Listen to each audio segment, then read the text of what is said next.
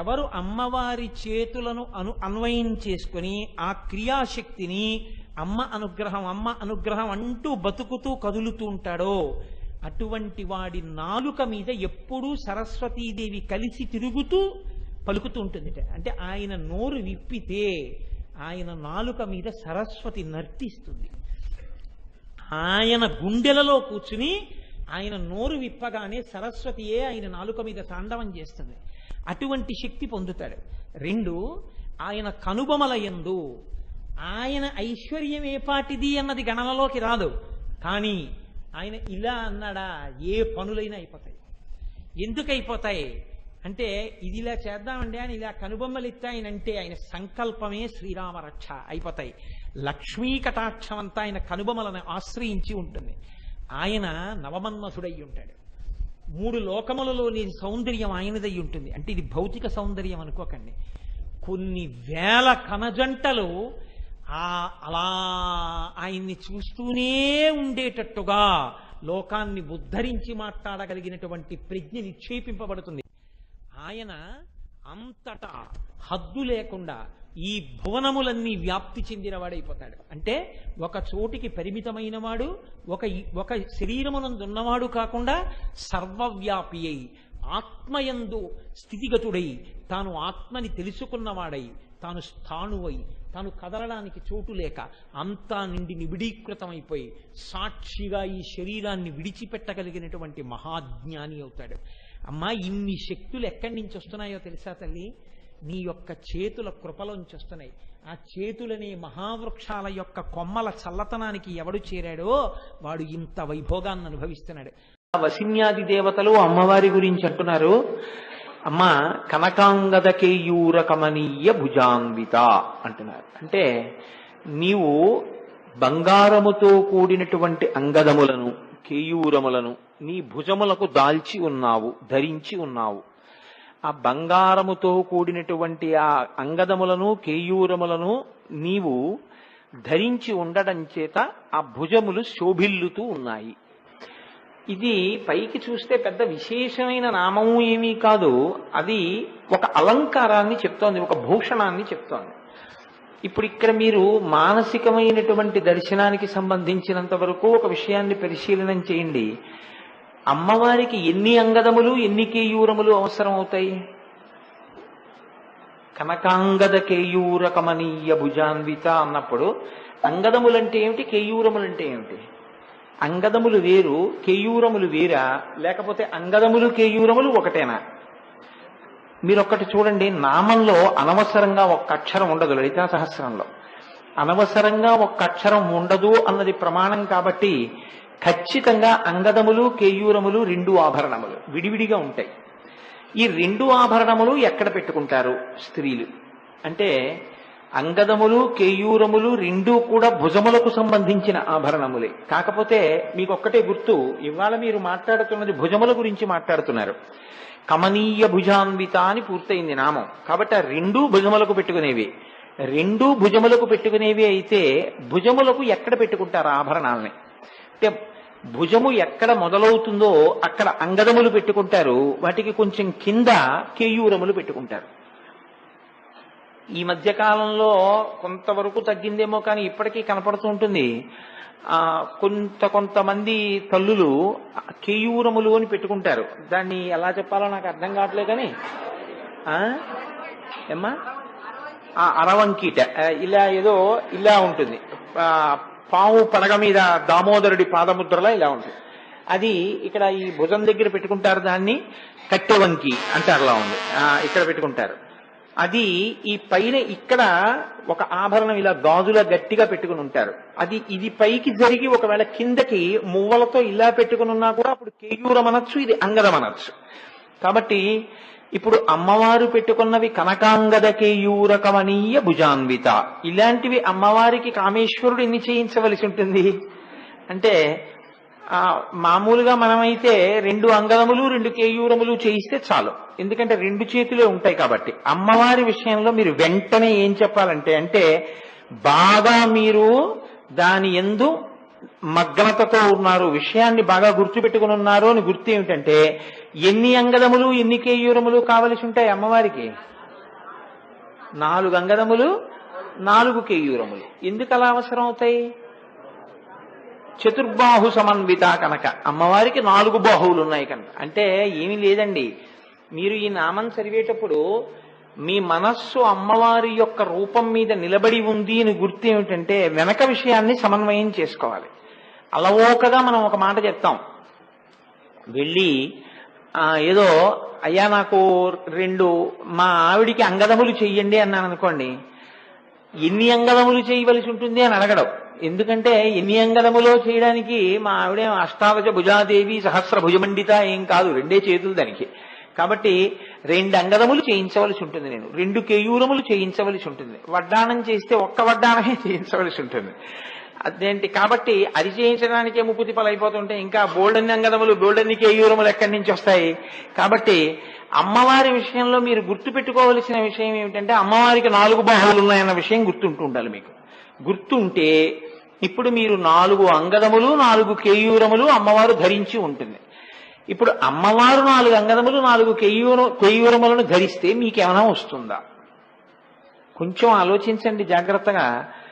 మీకు ఎంతవరకు పనికి వస్తుందంటే బాగుందండి, చాలా బాగా పెట్టుకుంది, చక్కగాను చాలా సంతోషంగా ఉంది, చూడ్డానికి చాలా ముచ్చటగా ఉంది అని చెప్పడానికి పనికి వస్తుందేమో బహుశः. లేకపోతే ఆ భుజముల వంక చూసి సంతోషించిన కారణం చేత అమ్మవారి వంక చూసి సంతోషించడమే జీవితంలో చాలా గొప్ప విషయం కాబట్టి అది ప్రయోజనాన్ని నెరవేర్చవచ్చు, నేను కాదని అనలేను. కానీ అది మాత్రమే దాని ప్రయోజనమని మీరు నిర్ధారించకూడదు. దాని వెనక ఏదో ప్రయోజనం ఉంటుంది. ఏ ప్రయోజనాన్ని ఆశించి బహుశः వసిన్యాది దేవతలు ఇలా చెప్తున్నారు అంటే ఇందులో 2 విషయాలు నిక్షిప్తమై ఉన్నాయి. ఒకటి, స్తోత్రము కేశాది పాదాది పర్యంతం జరుగుతోంది, అంటే అమ్మవారిని తల దగ్గర నుంచి మొదలుపెట్టి పాదముల వరకు వెడుతోంది. ఇందులో అమ్మవారి కంఠం వరకు వచ్చేటప్పటికీ ఒక ప్రశస్తమైనటువంటి ఒక కూటము పూర్తవుతుంది. ఇంకా ఇక్కడి నుంచి మొదలయ్యేటటువంటి దాంట్లో పాదముల వరకు వచ్చేంత వరకు ఆ నామములు అలా వర్ణన చేస్తూ వెళ్ళిపోతుంటాయి. వెళ్ళిపోతున్నప్పుడు పాదముల దాకా వచ్చేంత వరకు తదనంతరం అసలు ఇంకా చాలా గొప్పదైన వైభవలహరి మొదలైపోతుంది. దీన్ని లావణ్యలహరి అంటారు పాదముల వరకు వెడితే. ఇందులో ఏ ఒక్క నామమును విడిచిపెట్టకుండా ప్రతిరోజు వింటున్నారనుకోండి, వింటుంటే మీకు తెలియకుండానే మీ జీవితంలో మీకు గొప్ప ప్రయోజనం వస్తుంది. ఏమిటో తెలుసా అండి? వసిన్యాది దేవతలు ఏ ప్రయోజనాన్ని ఆశించి ఈ విషయాన్ని చెప్పారో, ఎందుకు అమ్మవారు దీన్ని చెప్పించిందో ఆ ప్రయోజనాన్ని అందుకున్న వ్యక్తుల్లో ఒకరుగా మీరు నిలబడతారు. అప్పుడు మీకు తెలియకుండానే మీరు అమ్మవారి యొక్క స్థూల స్వరూపాన్ని కేశాది పాదాది పర్యంతం వాగ్రూపంలో వింటూ ఉండడం చేత ఎదురుగుండా అమ్మవారు కనపడకపోయినా ఇక్కడ అమ్మవారు కదులుతుంది. చిదగ్నికుండ సంభూత, చిత్ అనేటటువంటి అగ్నిగుండంలో ఇక్కడే కనపడుతుంది. ఇక్కడే కనపడడంలో తల దగ్గర నుంచి పాదాల గోళ్ల వరకు మీరు ఇక్కడ చూశారనుకోండి, అసలు యథార్థమైనటువంటి శ్రవణము యథార్థమైన దర్శనము మీ జీవితంలో మీరు చేశారనమాట. అందుకని అది లావణ్యలహరి అంటారు దాన్ని. అందులో ఇవాళ మనం ఎక్కడున్నాం? భుజముల దగ్గర ఉన్నాం. కాబట్టి మొదటి ప్రయోజనం అది కేశాది పాదాది పర్యంతం వెళ్ళవలసినటువంటి స్తోత్రం కాబట్టి అందులో భుజములను గురించి మీరు ఇవాళ వింటున్నారు కాబట్టి ఒక ప్రయోజనం. రెండవ ప్రయోజనం కేవలము భుజములను చూడడం వల్ల వచ్చేటటువంటి ప్రయోజనం గొప్పది కాదని అనలేకపోయినా దాని యొక్క అర్థాన్ని సమన్వయం చేసే ప్రయత్నం, మీరు లోపల నిలబెట్టుకునే ప్రయత్నం చెయ్యడం. మీకు ఎప్పుడైనా చూడండి, ఇప్పుడు అమ్మవారు 4 కేయూరములు 4 అంగదములు దాల్చిన భుజములతో శోభిల్లుచున్నది అని నేను ఈ నామం చెప్పేసి నేను తరువాతి నామానికి వెళ్ళిపోవచ్చు, అది పెద్ద విశేషమేం కాదు. కానీ వెళ్ళిపోతే ఏమవుతుందంటే మీకది బాగా దృష్టిలో నిలబడుతుందా అన్నది అనుమానాస్పదం. దీన్ని మీరు బాగా లోతుగా ఉన్నారనుకోండి, మీకు అమ్మవారి భుజములు అనేటప్పటికీ కొన్ని కాకపోతే కొన్ని విషయాలైనా జ్ఞాపకంలో ఉంటాయి. ఆ జ్ఞాపకంలో ఉండడం ఏం చేస్తుందంటే మళ్ళీ అమ్మవారి యొక్క భుజ దర్శనం మీకు చేయిస్తూ ఉంటుంది. మీరు బాగా జ్ఞాపకం పెట్టుకోవలసిన విషయం ఏమిటంటే శరీరంలో ప్రధానంగా శరీరం అంతా కదిలి ఒక చోటు నుంచి ఒక చోటికి గమ్యాన్ని చేరడానికి ఉపయోగపడేటటువంటి ప్రధాన సాధనములు కాళ్ళు. కాళ్ళు గమ్యం చేరుస్తాయి. ఇవి ఉండబట్టే నేనిప్పుడు మా ఇంటి నుంచి బయలుదేరి ఇక్కడికి వచ్చాను. అదేమిటయా దొరగారి కారు ఎక్కి కదా వచ్చావు అని మీరు అడగచ్చు. కానీ దొరగారి కారు ఎక్కడానికి నేను కారు దాకా వచ్చానా లేదా? దొరగారి కారు దిగి వేదిక దాకా నడిచి వచ్చానా లేదా? ఈ మెట్లు ఎక్కొచ్చి మళ్ళీ ఇక్కడ కూర్చున్నానా లేదా? ఇవి ఉన్నాయి కాబట్టే నేను మళ్ళీ ఇంటికి వెళ్ళిపోగలను అని ఒక ధైర్యం ఉందా లేదా? రేపు పొద్దున్న దొరగారి కారు ఏ కారణం చేతనైనా నేను వేరొక పని మీద వెళ్ళేటప్పుడు రాకపోయినా నేను నడుచుకుంటూ వెళ్ళగలను కదా. ఒక శివాలయానికి దర్శనానికి వెడతాను, దొరగారింటికే వెడతాను. అప్పుడు దొరగారి కారు ఎక్కి దొరగారింటికి వెళ్ళను కదా, నడుస్తూ వెడతాను. కాబట్టి ఎప్పుడైనా నా మనస్సులో ఒక చోటికి చేరాలనేటటువంటి ఆలోచన రాగానే నన్ను చేర్చగలిగినటువంటి శక్తి ఉన్నవి కాళ్ళు. పాదములు గమ్యాన్ని చేరుస్తాయి. చేతులు మీరు అనుకున్నటువంటి పనిని చేయిస్తాయి. మీరు తేడా కొంచెం కనిపెట్టాలి. చేతుల వలన ఏం జరుగుతుంది అంటే మీరు ఏదనుకున్నారో అది పూర్తవుతుంది. ఒక ఉదాహరణకి నేను అన్నం తినాలనుకుంటున్నాను అన్నాను అనుకోండి. అన్నం తినడం దేనికి సంబంధించిన పని అని అడిగారు అనుకోండి, నోటికి సంబంధించిన పని. కానీ నోటికన్నా కూడా ముందు నోరు నవలడానికి ఏది ఆధారం అయి ఉండాలి అన్నం తినడంలో? చెయ్యే. నేను ఆఫీస్కి వెడుతున్నాను. ఆఫీస్కి వెళ్ళడంలో కేవలము కాళ్లతో సరిపోదు, మీ ప్రమేయం లేకుండా ఊగుతాయి చేతులు. చేతులు ఊగితేనే మీరు తేలిగ్గా నడవగలుగుతారు. చేతులు ఊపకుండా నడిచిన నడక చాలా విచిత్రంగా ఉంటుంది. అసలు నువ్వేం చేశావు ఆఫీస్లో? పని చేశాను. పని చేశాను అన్న దాంట్లో సింహభాగం దేంతో చేస్తారంటే చేతులతోటి. మీరు బాగా జ్ఞాపకం పెట్టుకోండి, భుజము అన్న మాట తర్వాత చేతుల వరకు ఇంకా చెప్పలేదు లలితా సహస్రంలో. కాబట్టి ఇప్పుడు భుజములు అన్న దగ్గర మీరు చేతులు వరకు సమన్వయం చేసుకుంటే కదిలేటటువంటి చేతుల చేత మనకి 2 ఫలితములు కలుగుతూ ఉంటాయి. బాగా జ్ఞాపకం పెట్టుకోండి విషయాన్ని. మీ యొక్క ఉత్తర జన్మ నిర్ణయింపబడడానికి ప్రధాన హేతువులేవి? మీ చేతులే. మీ యోగము, మీ క్షేమము, మీ వెనక ఉన్న వారి యొక్క యోగము, క్షేమము దేని మీద ఆధారపడి ఉంటుంది? ఈ చేతుల మీదే ఆధారపడుతుంది. ఈ చేతులతో చేసినటువంటి పనులు మంచి పనులు అనుకోండి, ఈ చెయ్యి ఇచ్చినందుకు నన్ను నమ్ముకున్న వాళ్ళు క్షేమంగా ఉంటాం. ఈ చెయ్యి చెయ్యకూడని పనులన్నీ చేస్తోందనుకోండి, అడిగేవాళ్ళు లేరు కదా అని ఈ చేతితో నేను చేసిన పనులే నా దుఃఖమునకు కారణమవుతాయి. ఇది చాలా గమ్మత్తుగా ఉంటుందండి. ఎంత గమ్మత్తుగా ఉంటుందంటే, ఈ జన్మలో నాకు చెయ్యి ఉండి నేను ఈ చేతిని సక్రమంగా వినియోగించకుండా కానీ ఏవైనా పనులు చేస్తే వీటితో ఉత్తర జన్మలు కూడా దీని చేత నిర్ణయింపబడతాయి. ఈ చెయ్యి ఎప్పుడు ఇలా అనడానికే పనికొచ్చింది. ఈ చెయ్యి ఇంకోళ్ళని బాధ పెట్టడానికే పనికొచ్చింది. ఈ చెయ్యి ఇలా లాక్కోవడానికి పనికొచ్చింది. ఈ చెయ్యి ఇలా పెట్టి ఎరగదు. అందుకే మీ ఉద్ధరణ అంతా దేని మీద ఉంటుందో తెలుసా అండి? ఈ చేతి మీదే ఉంటుంది. ఈ చెయ్యి తిరగడం మీదే ఉంటుంది. ఈశ్వరుడికి అర్చన చేస్తున్నారనుకోండి, ఇలా పువ్వు వేశారనుకోండి, మీరు ఉత్తర క్షణంలో ఏం వేస్తారంటే ఫలితం ఈశ్వరుణ్ణి అవమానించారు అని వేస్తారు. ఇలా మీరు పువ్వు వేస్తే అది భగవంతుణ్ణి అవమానించుట. ఈశ్వరుడికి ఇలా పువ్వు వేయకూడదు. భగవంతుడికి పూజ చేసేటప్పుడు ఇలా పడాలి పువ్వు. అంటే నమః పేరు మధ్యలో పెట్టి ముందు ఓంకారం పెట్టి ఇలా అనాలి. నాది కాదు, హృదయ భావన ఆవిష్కరింపబడుచున్నది. ఈ చెయ్యి ఇలా తిరిగితే మీ భావన పూర్తయింది. ఈ చెయ్యి ఇలా పెడితే నాకున్నది నీకు లేదు కాబట్టి నువ్వు బాధపడుతున్నావు, నాకున్నది నువ్వు పంచుకు తిను అని పెట్టినట్టు భిక్ష ఈ చేత్తో. నన్ను కన్నవాడు ఒకడున్నాడు, ఒక మహానుభావుడు నా ఈ జన్మనిచ్చాడు, నా ఈ శరీరం ఉంది అంటే కారణం ఆయన అనుగ్రహం, మా అమ్మ అనుగ్రహం. అటువంటి తల్లిదండ్రులు ఇవాళ శరీరంతో లేరు. ఏడాదికి ఒక్కసారి ఆ పుణ్యతిథి నాడు వాళ్ళ యొక్క శరీరములకు నేను ఉపశాంతి కల్పించడం కోసమని ఆ పితృదేవతలకు తర్పణ విడిచిపెడుతున్నాను. ఇలా తర్పణ విడిచిపెడుతున్నప్పుడు ఇలా విడిచిపెడతారు. కాబట్టి ఈ చెయ్యి ఇలా తిరిగి ఉంటే మీకున్న సంపదని లేని వారితో పంచుకుని మీరు ఉద్ధరణ పొందుతున్నారు. ఈ చెయ్యి ఇలా అంటే ఈశ్వరానుసంధానం చేసుకుంటున్నారు, ఈ చెయ్యి ఇలా అంటే పితృకార్యాన్ని నెరవేరుస్తున్నారు, ఈ చేత్తో ఇలా అంటే పాపాన్ని మూట కట్టుకుంటున్నారు. ఈ చెయ్యి మీ భావములను ప్రకటనం చేస్తుంది. ఈ చెయ్యి మీ పాపపుణ్యములకు నిలయమై ఉంటుంది. ఈ చెయ్యి ఎన్ని రకాలుగా కదులుతోందో అన్ని పుణ్యపాపములు మీరు రోజు చేస్తున్నట్లే. ఒక్కటే గుర్తు. అందుకే సృష్టి మొత్తం మీద 3 ప్రాణులకే చెయ్యి, 4వ ప్రాణికి ఇంకా చెయ్యి లేదు. చేత్తో మాత్రమే అన్నం తిను అని వేదం చెప్తుంది. ఎందుకో తెలుసా అండి? అన్నం కానీ మీరు తినే ఏ పదార్థాన్ని కానీ ఉపకరణమును వాడి తినకూడదు. చెంచాలతో తినడం, ఫోర్కులతో తినడం మనకి సనాతన ధర్మంలో లేదు. ఎందుకు లేదో తెలుసా అండి? ఒక్కటే కారణం. ఈశ్వరుడు అరచేతి యందు అమృతాన్ని ఉంచుతాడు. అరచేతి యందు కుడి చెవి యందు అమృతం ఉంటుంది. పూజ చేసేటప్పుడు నవరంధ్రములలో ఎటువైపు నుంచైనా గాలి బయటికి పెడితే ఆ పూజ అక్కడతో పూర్తయిపోతుంది. ఆ తర్వాత చేసిన పూజ కింద లెక్క వేరు. అందుకని స్నానం చేసి వచ్చి మళ్ళీ ఆచమనం చేసి పూజ చేయాలి. ఇలా నేను ఎక్కడ చేస్తానండి అస్తమానం ఆచమనం అంటారని కుడి చెవి యందు అమృతం ఉంటుంది. కుడి చెవి మీద ఇలా చేతితో మూస్తే వాడు మళ్ళీ స్నానం చేసి వచ్చి కూర్చుని పూజ చేసినట్టే లెక్క. అలాగే అరచేతి యందు అమృతం ఉంటుంది.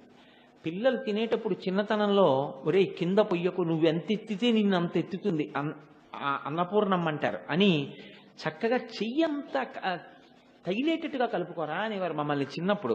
మునివేళ్ల తిండి ఏమిట్రా అనేవారు. ఇలా తింటే ఒప్పుకునేవారు కాదు. చేత్తో ఇలా కలుపుకుని ఇక్కడ వరకు అంటుకోవాలి. చెయ్యి కడుక్కున్న తర్వాత చేతిని వాసన చూస్తే వాడు తిన్న పదార్థం తెలియాలి.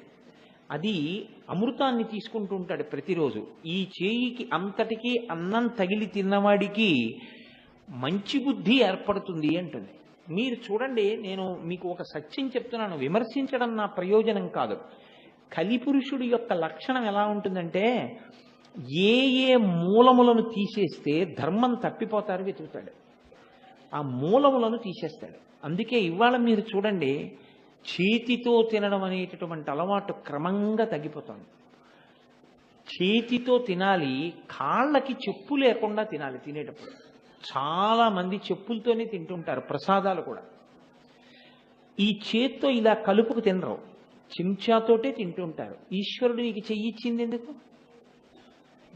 ఈ చెయ్యి అందరికీ ఇవ్వలేదు, 3 ప్రాణులకు మాత్రమే ఇచ్చాడు. ఇక 4వ ప్రాణికి లేదు చేత్తో తినడానికి.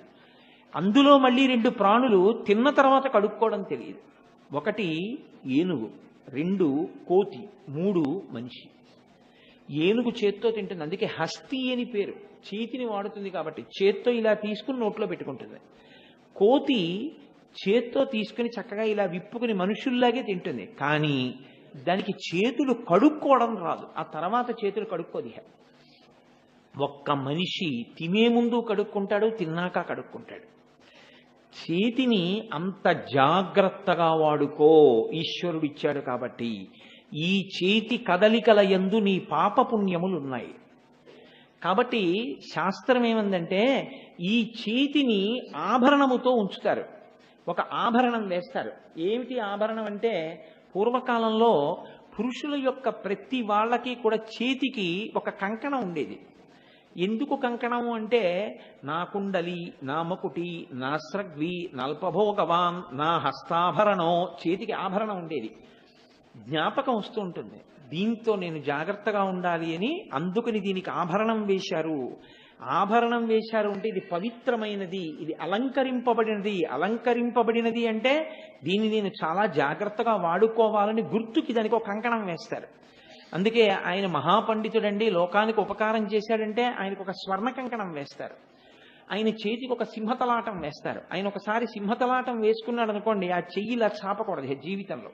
ఇలా చెయ్యి చాపి బతకవలసిన రోజు ఉండకూడదు. అప్పుడే చేతికి సింహతలాటం వేసుకోవాలి. కాబట్టి అలా చేతికి ఆభరణం పెడతారు. ఈ చేతికి ఆభరణం పెట్టడం వెనకాతల ఉన్న ఉద్దేశ్యం, ఈ చేతితో సత్కర్మాచరణము మాత్రమే చెయ్యి. కాబట్టి చేసే కర్మకి సూచన చెయ్యి. ఈ చేతితో మీరు చేసినటువంటి కర్మలు మీరు మర్చిపోతారేమో కానీ ఈశ్వరుడు మర్చిపోడు. 3 కింద పెట్టుంచుతారు దాన్ని. అవే సంచితము, ఆగామి, ప్రారబ్ధము అని 3 ఉంటాయి. ఇది మీరు పట్టుకుంటే అమ్మవారి చేతిని ఎందుకు స్తోత్రం చేయాలో తెలుస్తుంది. సంచితము అంటే మీరు ఏ శరీరంలో ఉన్నా ఏదో చేస్తూనే ఉంటారు. పాపము పుణ్యము ఈ రెండు వెళ్ళి పెద్ద కొండల్లా పడిపోయి ఉంటాయి, మనకి తెలియదు. కానీ నా ఖాతాలో పడి ఉంటుంది. అక్కడ పడి ఉంటే ఇందులోంచి ప్రారబ్ధము అంటే ఒక శరీరాన్ని ఇస్తారు. ఇచ్చినప్పుడు ఏం చేస్తారంటే బొత్తిగా పాపం అంతా తీసి నుదుటి మీద రాసేస్తే ఏడుస్తాడు ఇంకా ఉన్నన్నాళ్ళు. అలా ఏడిస్తే ఏముంటుందిలే పాపం పంచేద్దాం, మధ్య మధ్యలో ఏదో కొంచెం హాస్యం జోడించినట్టు 4 సుఖాలు కూడా పెడదామంటాడు ఈశ్వరుడు. అప్పుడు పుణ్యాలు తీస్తాడు, పాపాలు తీస్తాడు. కొన్ని పుణ్యాలు కొన్ని పాపాలు అనుభవించమని పంపిస్తాడు శరీరాన్ని. అందుకే మనుష్యలోకంలో ఉన్నవాడు సుఖాన్ని దుఃఖాన్ని కూడా పొందుతాడు. మనిషి పుట్టినటువంటి వాడు సుఖ దుఃఖములు రెండూ కలగవో అని చెప్తే అబద్ధం అది. మనుష్య శరీరం అలాగే ఉంటుంది సుఖ దుఃఖాలతో. దేవతలైతే దుఃఖం లేకుండా సుఖంతోనే ఉంటారు. కిందకెళ్ళిపోయిన వాళ్ళైతే సుఖం లేకుండా దుఃఖంతోనే ఉంటారు. అది విభాగం, ఈశ్వరుడు శాస్త్రంలో విభాగం చేశాడు. కాబట్టి ఇప్పుడు ఇక్కడ మనం ఏవో కొన్ని సుఖాలు కొన్ని దుఃఖాలు అనుభవించడానికి, కొన్ని పాపాలు కొన్ని పుణ్యాలు అనుభవించడానికి ఈ శరీరంతో వచ్చాం.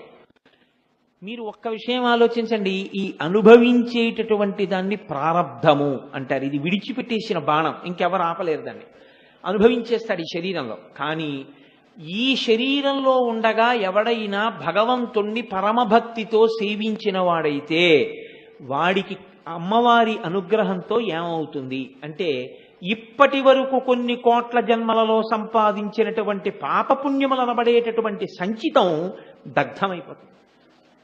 అంటే ఇంకక్కడ బ్యాలెన్సే ఉండదు, అంతా కాలిపోతుంది. కాలిపోతే ఇంకా మళ్ళీ కొత్తగా జన్మనెత్తవలసిన అవసరమే ఉంది. ఇది మొదట అసలు జన్మనెత్తవలసిన అవసరం లేని స్థితి దేని వల్ల వస్తుంది అంటే సంచితము దగ్ధం అవడం వల్ల వస్తుంది. ప్రారబ్ధము అనుభవించేస్తాడు. సంచితం లేనప్పుడు ఆగామిది అందులోంచి తీస్తే కదా మళ్ళీ మీకు ఇంకో కొత్త జన్మ ఇవ్వడం. ఇంకా ఆగామి లేదు. సంచితము వలన ఆగామి పోయింది, ప్రారబ్ధం అనుభవించేశారు. సంచిత ఆగామి ప్రారబ్ధములు అయిపోయాయి. ఇంక ఇప్పుడు సుఖము, వాడికి పుణ్యము లేదు పాపము లేదు. పుణ్యం ఉన్నా దేవతగా రావాలి, పాపం ఉంటే తిరియకుగా రావాలి, పుణ్యపాపములు ఉంటే మనుష్యుడిగా రావాలి. మూడు లేవు. ఎందుకు లేవు అంటే ఏది చేసినా వేదం ఏది చెప్పిందో అది చేస్తాడు, నేను చెయ్యలేదని ఈశ్వరుడికి ధారపోసేస్తాడు. ఇప్పుడు ఆయనకి పుణ్యమేది పాపం ఏది ఆయనకేం లేవు, రెండు సున్నా. జ్ఞానాగ్ని దగ్ధ కర్మాణం. కాబట్టి ఇప్పుడు ఆయనకి ప్రారంధం అయిపోయే వరకు శరీరంలో ఉంటాడు. ప్రారంధం అయిపోతుంది రోజున ఆ శరీరాన్ని వదిలిపెట్టేస్తాడు. వదిలిపెట్టేసిన తర్వాత ఇంకా మళ్ళీ వస్తాడా? ఇహరాడు. ఇది మనం అనుభవించేదైతే ఈ సంచితము ఆగామి ప్రారంధము లెక్క కట్టి కాల్చేది, ఈ జన్మలో ప్రారంధాన్ని జ్ఞానంతో సాక్షిగా అనుభవింపచేసేది, మళ్లీ జన్మ ఎత్తనవసరం లేకుండా చూసేది ఏ చెయ్యి? ఇది అనుభవించే చెయ్యి అయితే, ఇది పాపపుణ్యాలు కూడబెట్టుకునే చెయ్యి అయితే, ఈ లెక్కలు కట్టి ఫలితాలు ఇస్తున్న చెయ్యేది, ఈ ఫలితాలను ఇచ్చి అనుభవింపచేస్తున్న చెయ్యేది. ఇలా మనం భక్తితో ఉంటే ఇంకా మళ్ళీ పుట్టవలసిన అవసరం లేనటువంటి జ్ఞానం ఇస్తున్న చెయ్యేది, ఆ చెయ్యి అమ్మవారి చెయ్యి. ఇప్పుడు మీరు పట్టుకున్నారో లేదో, ఆ చేతి కదలికలు మన విడుదలకు హేతువులు, ఆ చేతి కదలికలు మన సుఖములకు హేతువులు, ఆ చేతి కదలికలు మన పాపములను క్షమింపబడడానికి హేతువులు, ఈ చేతి కదలికలు ద్వంద్వములకు హేతువులు. పాపము పుణ్యము రెండిటికీ హేతువులు. ఇంత చెప్పిన నేను ఇంటికి వెళ్ళి ఎవరి మీద దెబ్బలాడి ఇలా అన్నాను అనుకోండి, అయిందంతే, నా ఖాతాలో పడింది పాపం. కాబట్టి మనస్సు అనేటటువంటి దాన్ని నిగ్రహించనంతసేపు ఇది చెయ్యవలసిందే ఉండదు, దీనికేం స్వాతంత్రం ఉండదు. మనస్సు ఎలా ప్రకోపం చెందితే ఇది ఎలా ఆడుతూ ఉంటుంది. ఇది అలా ఆడుతున్న కొద్దీ పాపం పుణ్యం పడుతూ ఉంటుంది. అలా పడకుండా మిమ్మల్ని ఎప్పుడూ నిభాయించి ఉంచేటట్టుగా మనస్సుని మార్చగలిగినటువంటి చెయ్యి ఏది ఉన్నదో లోకంలో, ఆ చెయ్యే అమ్మవారి చెయ్యి. ఇప్పుడు మీరు ఒకటి బాగా జ్ఞాపకం పెట్టుకోండి, గుర్తుపట్టండి. నేను ఒకటి చెప్తాను. అసలు మనం ఇందులో ఉన్నామంటే ఏది కారణం? ఆవిడ చెయ్యే. ఆవిడ చెయ్యే కదండి ప్రారంధం అనుభవించమని ఈ జన్మనిచ్చింది. ఈ క్షణంలో నేను కూర్చుని మీకు లలితా సహస్రం చెప్తున్నానంటే ఏ చేతి అనుగ్రహం? ఈ జన్మలో ఎన్ని కోట్ల జన్మల తర్వాతో బయట వాన పడుతున్నా అయ్యో తడిసిపోతామేమో అని కూడా చూసుకోకుండా మేము లలితా సహస్రం వినవలసిందే అని మీరు రాగలిగారంటే ఇవాళ ఏ చేతి అనుగ్రహం మీకు కలిగితే వచ్చి కూర్చున్నారు? ఆ చేతి అనుగ్రహం కలిగితే వచ్చి కూర్చున్నారు. మరి ప్రతి క్షణం మీకు దగ్గరగా ఉన్నది ఏ చెయ్యి అప్పుడు? ఆ చెయ్యి. మరి ఆ చేతిని మీరు ఎందుకు గుర్తించలేకపోయారు ఇన్నాళ్ళు? గుర్తించలేకపోబట్టి కదా ఇన్ని జన్మలు వచ్చాయి. అది గుర్తిస్తే ఆభరణంతో శోభించినట్టు, అది గుర్తించకపోతే ఆభరణరహితమైనట్టు. ఆవిడ పెళ్ళవకముందు అలాగే ఉంది, పెళ్ళయ్యాక ఆవిడ అలాగే ఉంది. కానీ ఆవిడకి పెళ్ళైపోయిందని ఎలా తెలిసింది? మంగళసూత్రము చేత తెలిసింది. అలాగే ఇప్పుడు ఈయన అమ్మవారి యొక్క వైభవాన్ని గుర్తుపట్టాడని ఏమిటి?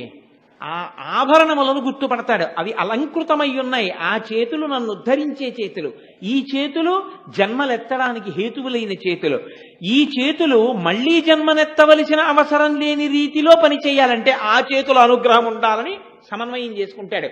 ఈ సమన్వయం రావడం జరిగితే అప్పుడు నిజంగా నీకు ఆ అమ్మవారి చేతులకు పెట్టిన భూషణముల గురించి నీకు తెలిసినట్టు. భూషణములంటే సౌందర్యమును పెంచుతాయి. సౌందర్యమును ఏవి పెంచుతాయో అవి భూషణములని పేరు. సౌందర్యాన్ని పాడు చేసేవి ఎవరు చేయించి పెట్టుకోరు కదండి. అలా ఎవరు పెట్టుకోరు. సనాతన ధర్మంలో సౌందర్య పోషకములుగానే ఆభరణములను వాడతారు తప్ప సౌందర్యమును పాడి చేసి భయం కొల్పే రీతిలో ఉండేటటువంటి వాటిని సనాతన ధర్మమునందు వాడరు.